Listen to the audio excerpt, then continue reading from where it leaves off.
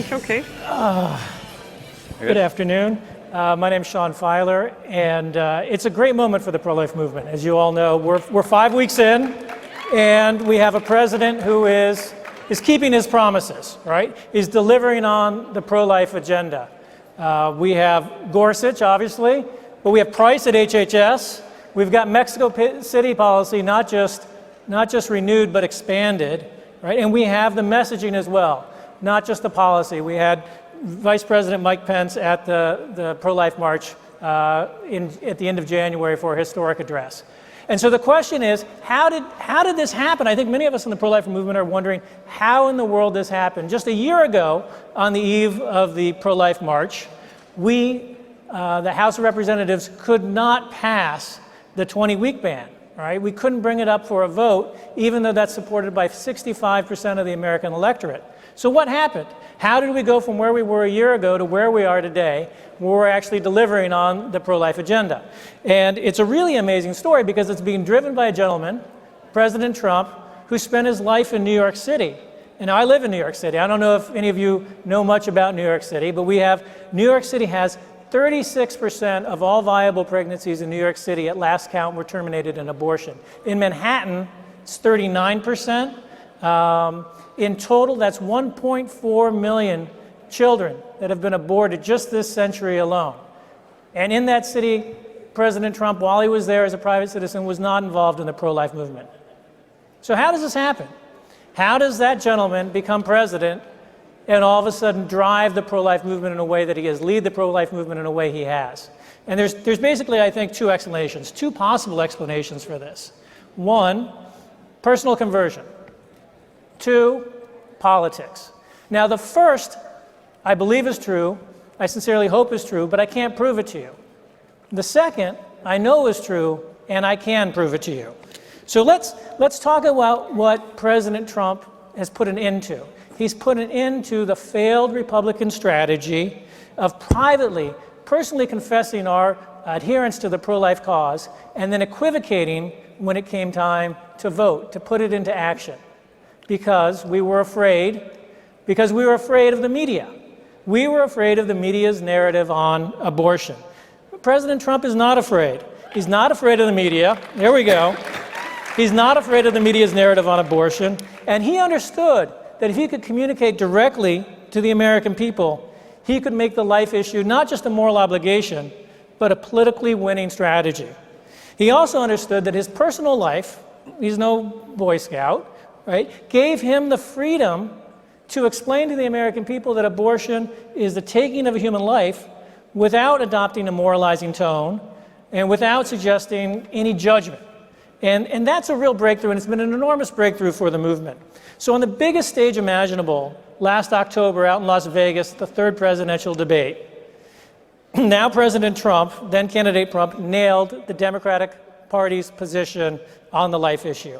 He made clear to everybody exactly what they're for, which is taxpayer-funded abortion up until the moment of birth.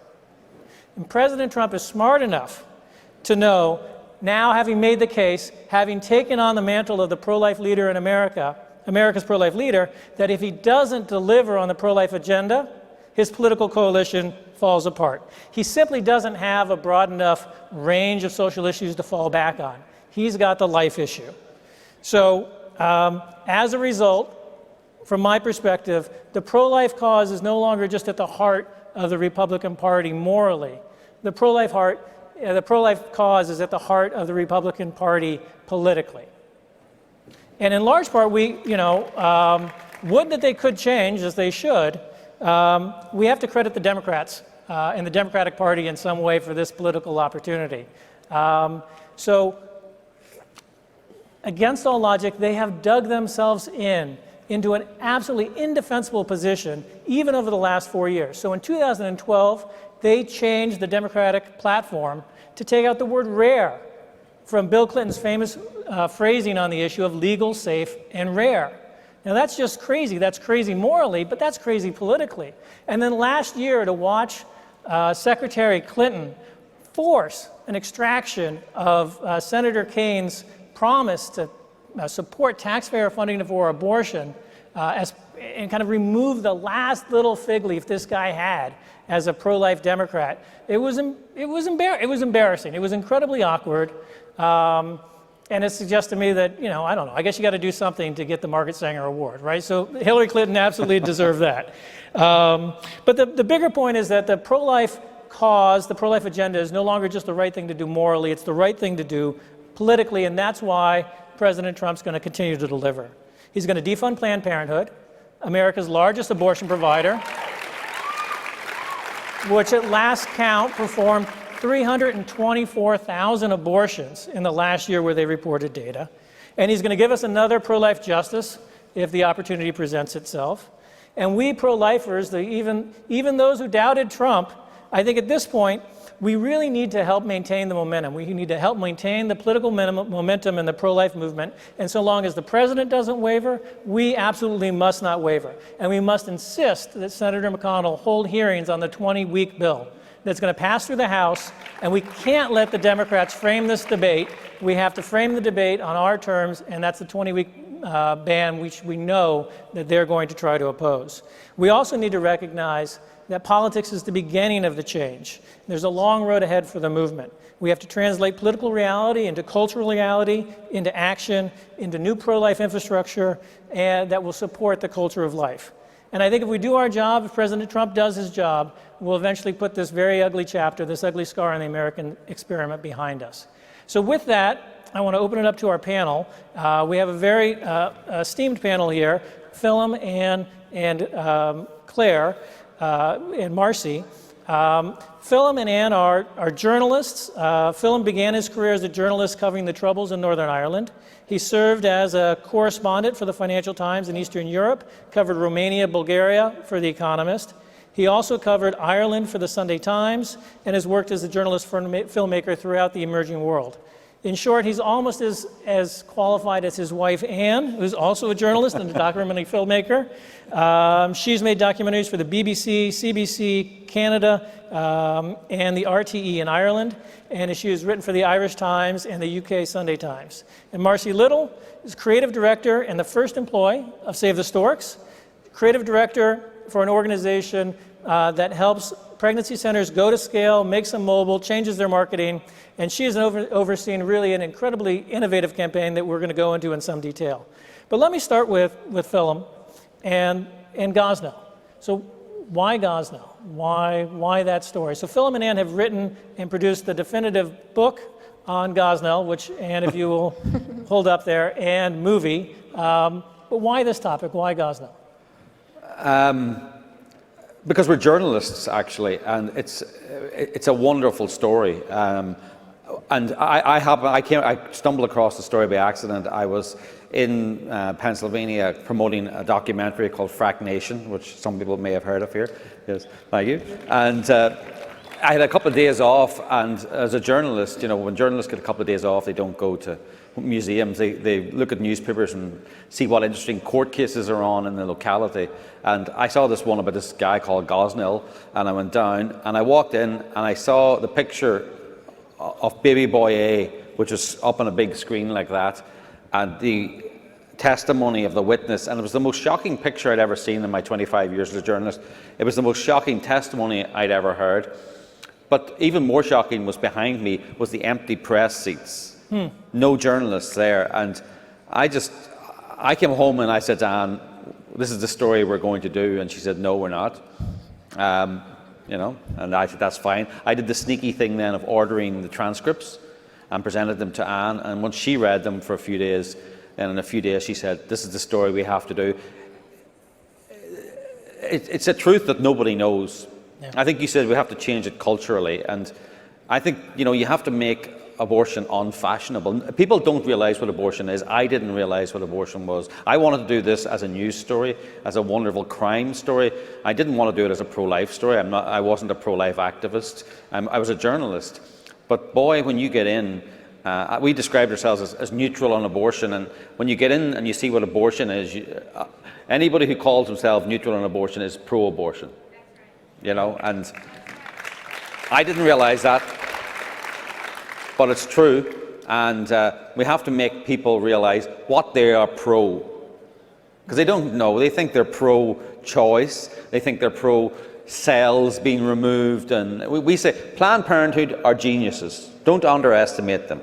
They've managed to make one of the most barbaric processes and procedures that you ever have seen in your life. They've managed to make it this rallying cry for women, for certain types of women. It's a progressive rallying cry. And I mean, honestly, if you knew what goes on in an abortion, and that changed the jury. Everyone involved in the Gosnell trial moved from neutral or pro-choice to pro-life, or I don't know what to think. So you met him? We met Gosnell. Yes, he really liked Anne. Oh. I'm sorry. So why did he do it? He's a serial killer. He kept trophies. He cut the feet of babies, put them in nice little jars with labels on them. He took pictures of his patients' private parts, and he collected them. He's a collector. He's greedy as well. Enormous amount of money in it. Of course, that's never mentioned at all. He owned 17 properties, and he had $250,000 in cash in his house. And he loved playing God. He's a serial killer who loved playing God, and he's a snob. I think he's an anti-human. He pretended to help the impoverished black community. I think in truth he despised the impoverished black community. He treated black people differently from white people. White people got better rooms, better treatment. So he's a racist snob / serial killer. And by the way, the community told him, the circles he moved in, he was nominated for Young Philadelphian of the Year. He was an abortionist. That's the community. Everyone told him he was a wonderful guy. So why wouldn't you keep doing it? So we need, So and you came as well from a investigative journalist background, more of a neutral position, yes, or disinterested in abortion, or not immersed in it. What was it that really surprised you the most as you're going through the process of discovering what he did, and what was shocking? I think on one level, I think Gosnell himself is somehow easier. You can kind of get your head around it. Like, this is a serial killer. He's like a Hannibal Lecter character. As Film said, we met him in prison. He touched my leg continuously, sang to me in French. He's straight out of central casting for a creep. I'll tell you what was profoundly disturbing to me. There were loads of people working for him. And by the way, they were having a really good time. So they joked around. I mean, the scenes of carnage around them. Steve Massoff, for me, was extremely disturbing. Some of you guys that know the story really well would know who Steve Massoff was. He was a doctor but never got a residency, but he had a medical degree. Worked for Gosnell as a pretend doctor, but he had a medical degree, was from a nice family. And he took the stand. Gosnell never took the stand in his own defense. And Steve Massoff spoke. And under pain of perjury, under oath, and the scenes he described to me were extraordinary. And I suppose for me, it was that thing of, silence in the face of evil is itself evil. Not to speak is to speak, not to act is to act. Lots and lots of people knew this was going on.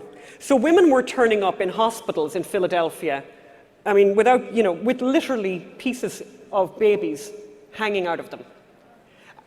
And by the way, there's a scene in the book, this is not in the movie, by the way, there's a scene in the book of a girl who goes for an abortion, and her cousins wait for her across the road in a pizzeria. They start coming back and back. Some of you guys know this story. They're coming back and looking for her all the time, and they're not let into the clinic. Eventually they get in. Long story. They say to the people who have the doors locked, we're going to get the cops if you don't let us in. They go in, their cousin is lying there, she's covered in blood, she's naked from the waist down.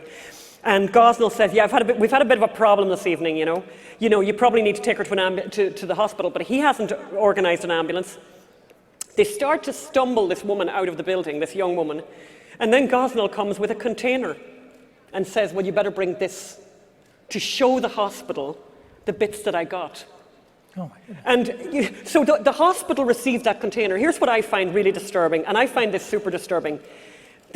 I like to have a couple of beers in the evening, so I haven't had a beer yet, so you're safe enough on the language, and I know this is a conservative situation. But the people who worked in Harrisburg, in pristine offices in Harrisburg, people who had medical backgrounds, nurses, they are despicable. These are really bad people. I'll tell you how I know they're bad. 2 women died. Samika Shaw was a 22-year-old black woman who died in 2000 from a botched abortion. Karna Mayamongar was a Bhutanese refugee. She spent 20 years in a refugee camp in Nepal with a tin roof, came to America and was dead 4 months later because of Gosnell's untrained staff. And the bureaucrats in Harrisburg never got into their car. They never left Harrisburg. They never crossed the threshold. And some of you guys know, we did the fracking film, and I've heard so much nonsense about anti-fracking nonsense, about the children. We've got to be careful about the children. They couldn't care less about children. These people in the Harrisburg Department of Health, they couldn't care less about children. They have no interest in children. They have no interest in women's health, none. These are people with nursing backgrounds, and they never left those offices. That's what disgusts me and makes me, like, I found that frightening. Nothing would get them out of their offices. Nothing would get them to go and work out what happened to Samika Shaw, what happened to Karna Mayamongar. You know, we're living in a country here, by the way, where Michael Brown, they want to put up a monument to Michael Brown. Michael Brown was a thug who assaulted an immigrant in a corner shop in Ferguson, Missouri, walked up the middle of the street and tried to beat a police officer to death and died for his trouble. And we all know his name, and I mean everyone on the planet Earth knows his name, and no one knows the name of Samika Shaw. And no one knows the story of Baby Boy A, but I'll tell you one thing, by the time we're finished, they will. Baby Boy A, and I just think, you know, I was off the wagon on my faith, on my own personal faith. I'm a Catholic. I was well off the wagon for a really long time, and I can tell you that this story brought me back to prayer.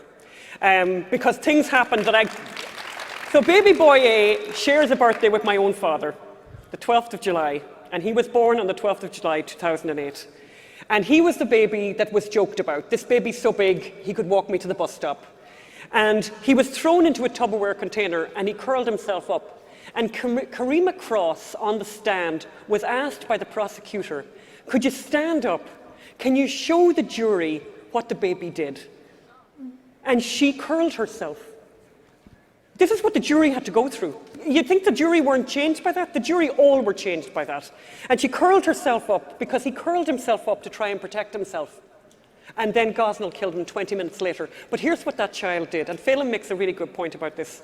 Many people will live a really long life and maybe die in their 80s and will never have done anything consequential. And I don't mean that in any sort of insulting way. This baby is consequential. Baby Boy A matters. He has changed people's lives. I have met them. They write to me on the Gosnell Movie Facebook page. Please write to me on the Gosnell Movie Facebook page and give $1 to the gosnellmovie.com. Join the 29,000 people. But that baby has changed people's lives.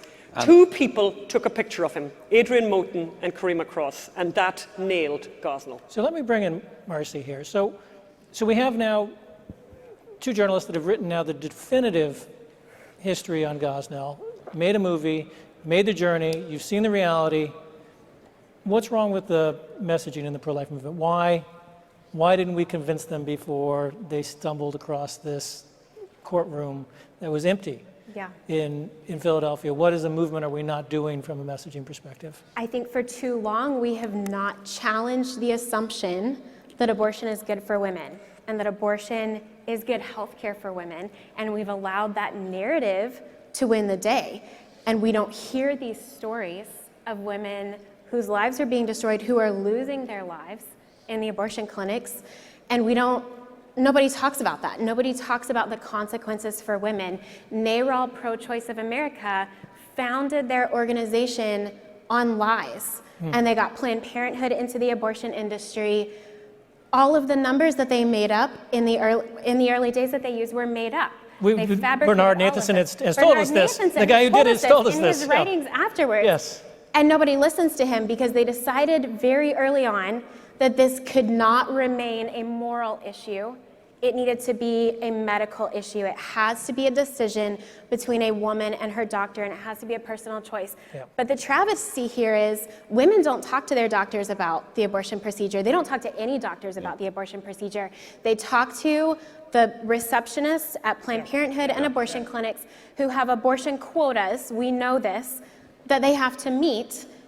and they're being manipulated. They're being lied to and deceived into thinking that this is women's health. I help run our social media for Save the Storks. I've been doing that for the last 4 years since I joined. And I sit on the receiving end of the stories we get on a weekly and sometimes daily basis of women who have had abortions and walked through that struggle and through that story, and they're full of regret. I don't know where they get these stories of the women who are proud of their abortions and shout their abortion, because the stories we hear are the complete opposite, and they don't have a place aside from messaging us anonymously on Facebook to share their story, because it goes against the narrative. So no one else is sharing their stories.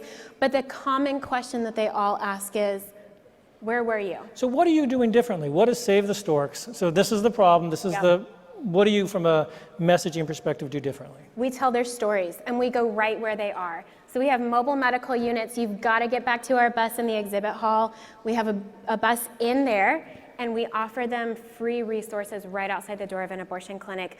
Our messaging is women-centric. It's women first. We focus on how empowering it is to give women real information. So they see the ultrasound right before they go into the clinic. We offer them a free service, and 4 out of 5 women who see their child perfectly formed on the ultrasound and hear the heartbeat in our mobile units choose life. At the first mobile unit we had on the road, this young woman was the first one. And my introduction, by the way, to the pro-life movement was Gosnell. I was coming into the office every day learning about the work of pro-life ministries and pro-life groups and reading the horror stories coming out of this clinic. And so it was a year later, we finally had our first mobile unit on the road, and we got our first story. And I want to share her story with you today. Her name's Elia. She was 28 years old and already had 3 children. She was terminally ill, didn't think she could bring another child into the world, and she was headed into our nation's oldest abortion clinic in Englewood, New Jersey, for a late-term abortion to terminate the life of her child.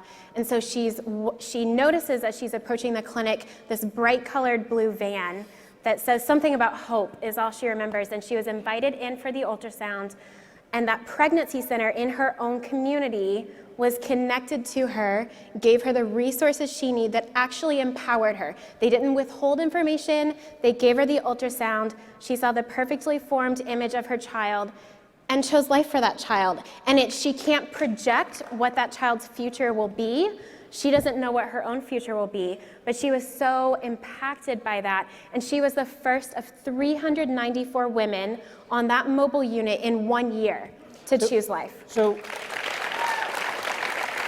Ann, back to you. What does the movement need to do?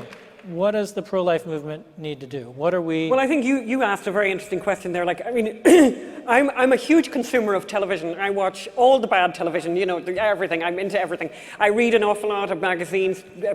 I never knew any of this. And by the way, you guys know James Delingpole, right? Jim, you know James Delingpole from Breitbart. Anyway, we love James Delingpole. He's from England. He's got one of those accents. He's very posh. And I just talked to him this morning. He did an interview with us this morning. And I said, what I was amazed with and angry about was what I didn't know. So I didn't know that you could have an abortion in America completely legally at 9 months. And not just in one place, but in loads of places. And basically, this is James Delingpole. When I said that, he went, and I said, you see, you didn't know that. So people don't know that. And what I say, by the way, when I go around the country and I'm asked to speak, I say to all the pro-life groups I go to, I say to them, you know what you should do? One thing you should do, tell the people in your state what the law is. Because I can tell you the people in Pennsylvania didn't like the law that they have there, which is 24 weeks.